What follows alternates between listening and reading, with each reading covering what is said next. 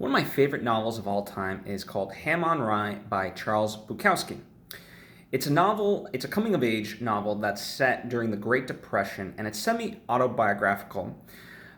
It's a coming of age story from basically birth to college years.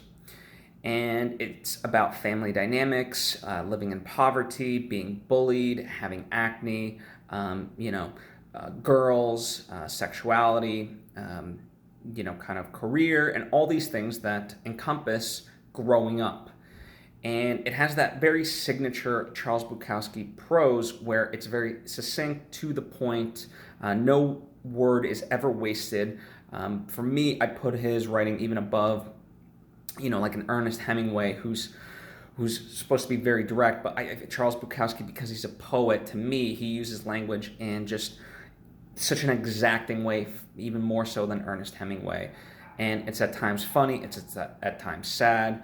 And for all those reasons, it really resonated with me, and that's why I really love Ham on Rye and recommend it to you. So if you check it out, let me know what you think.